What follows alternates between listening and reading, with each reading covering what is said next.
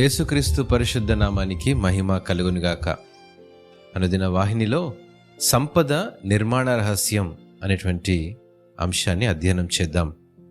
సామెతల గ్రంథము 11వ అధ్యాయము 24 వచనం ప్రకారము, వెదజల్లి అభివృద్ధి పొందువారు కలరు, తగిన దానికన్నా తక్కువ ఇచ్చి లేమికి వచ్చువారు కలరు అని వ్రాయబడింది. అవును, ఈ రకమైనటువంటి ఆర్థిక శాస్త్ర నియమాన్ని ఏ వ్యాపార పుస్తకాల్లో లేదా విశ్వవిద్యాలయాలు వివరించలేవండి. ఇది తన ప్రజలకు పరలోక తండ్రి నుండి మనం నేర్చుకునేటువంటి ఆర్థిక రహస్యం. మనకు ఎంత ఇచ్చే గుణం ఉంటుందో అంతగా మనం అభివృద్ధి పొందుతాము. ఎంత దాచుకుందామని చూస్తే అంత నష్టపోతాము. ఇది దేవుని నుండి సంపద నిర్మాణ రహస్యం. శ్రేష్టమైన లేదా ధర్మబద్ధమైనటువంటి కార్యాల కోసం డబ్బును గనక వెచ్చిస్తే అది ఆర్థిక శ్రేయస్సును తెస్తుంది. అయితే దేవునికి ఇచ్చే దానిలో మాత్రం ఆశీర్వాదాలు దాగి ఉంటాయండి. ఇక్కడ సలహా ఏమిటంటే, డబ్బును పెట్టుబడి పెట్టవద్దు, ఇవ్వడం నేర్చుకోవాలి. 10 నుండి 1 తీసేస్తే 9 అని మనందరికీ తెలుసు. అయితే అదే 10 నుండి 1 తీస్తే దేవుని లెక్క ప్రకారము 100 ఆశీర్వాదము పొందగలము. అబ్రహాము ఒక గొప్ప విజయం తర్వాత యాజకునికి ప్రతి దానిలో 10వ వంతు ఇచ్చాడు. అతను చాలా ధనవంతుడు. ఇంటి నుండి 600 మైళ్ళ దూరం ఒక వ్యూహాత్మక ప్రణాళిక లేకుండా ఎవరికి ఏమీ తెలియని ప్రాంతానికి వెళ్ళినప్పటికీ దశమ భాగాన్ని గౌరవించినందుకు దేవుని ఆశీర్వాదంతో అతను అభివృద్ధి పొందగలిగాడు.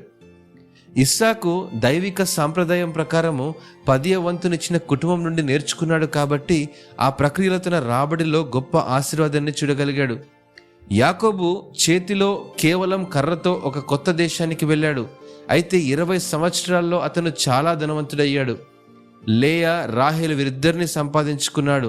మరియు అతని యజమాని లేదా మామయ్యైన లాబాను అతని పట్ల వివక్ష చూపించినప్పటికీ తన ఆశీర్వాదానికి అడ్డం కాలేకపోయాయి. ఆర్థిక విజయానికి అతని రహస్యం ఏమిటి?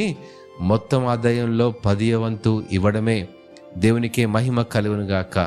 ఇవ్వడంపై దేవుని గొప్ప ఆశీర్వాదాలకు 2 షరతులున్నాయండి. మొదటిది ఉదారంగా ఇవ్వాలి, రెండవది సంతోషంగా ఇవ్వాలి. మీరు పిసినారిగా ఉంటే దేవుడు మీ పట్ల కృంగిపోతాడు. మీరు ఉదారంగా ఉంటే ఆయన మీతో వ్యవహరించేటప్పుడు అలాగే ఉంటాడు. దేవుడు ఉత్సాహంగా ఇచ్చువాన్ని ప్రేమిస్తాడు. కాబట్టి మీరు ఇవ్వడానికి ఉల్లాసంగా మరియు ఉత్సాహంగా లేకుంటే వృధా అయిపోతుంది. ఇవ్వడం దేవుణ్ణి ఆరాధించడం. దీన్ని మనం ఆనందంగా చేయాలి. ఇచ్చే గుణం మీ హృదయంలో దేవుని దయను ప్రతిబింబిస్తుంది మరియు మిమ్మల్ని ఆయనకు దగ్గర చేస్తుంది. ఇచ్చుటలో యేసుక్రీస్తు గొప్ప ఉదాహరణ. మనకు నిన్ను శాశ్వతమైన పేదరికం నుండి విముక్తి చేయడానికి, శాశ్వతమైన సంపదలను ప్రసాదించడానికి, అత్యున్నత త్యాగం చేయడానికి ఆయన తన పరలోక సంపదను కూడా విడిచిపెట్టాడు. హల్లెలూయా. ఈ మాటలను దేవుడు ఆశీర్వదించునుగాక. ఆమెన్.